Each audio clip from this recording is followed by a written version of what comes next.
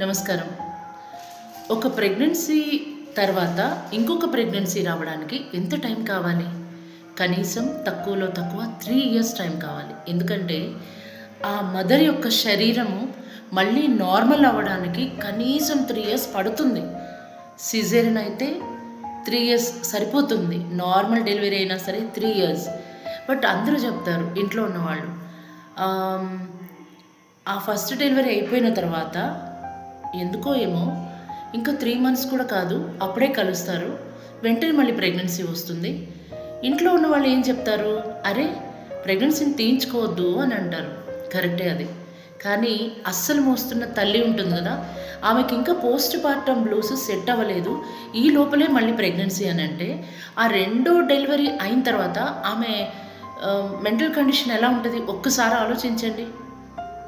ఇద్దరు ట్విన్స్ లాగా పెరుగుతారు, పని కనేసే అని అంటారు. ఎంతమంది సఫర్ అవుతున్నారు తెలుసా ఆ పోస్ట్ పార్టమ్ బ్లూస్తో. దయచేసి అర్థం చేసుకోండి. వెంటనే కనకండి. పాత రోజుల్లో కూడా వాళ్ళు చాలామందిని కనేవాళ్ళు కదా అన్నారు. ఎగ్జాక్ట్లీ.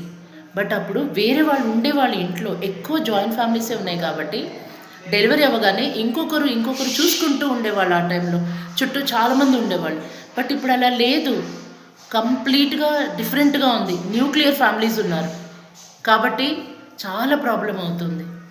ఎంతమంది లేడీస్ని వీఆర్ కౌన్సిలింగ్, ఎంతమంది కన్సల్టేషన్స్కి వస్తున్నారు. అది దాని నుంచి ఎలా బయటపడాలి, ఆ డిప్రెషన్ నుంచి ఎలా బయటపడాలి మీకు తెలుసా? ఆ టైంలో they'll get suicidal thoughts also.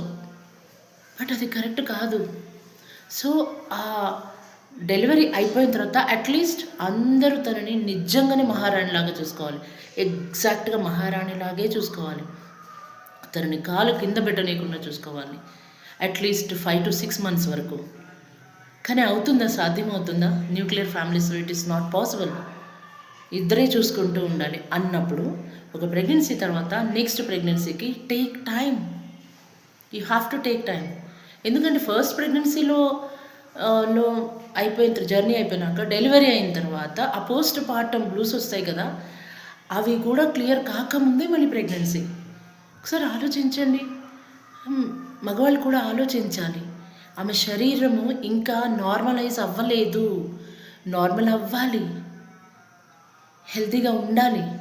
తనకి డిస్టర్బ్డ్ స్లీప్ నైట్స్ ఉంటాయి, చాలా ఇబ్బంది అవుతుంది. హార్మోన్స్ అన్నీ కూడా ఈస్ట్రోజన్, ప్రొజెస్ట్రాన్ ఇవన్నీ కూడా రోలర్ కోస్టర్ లాగా అవుతుంటుంది. అది సెటిల్ అవ్వకముందే ఇంకొక ప్రెగ్నెన్సీ అంటే చాలా కష్టం. ఆలోచించండి.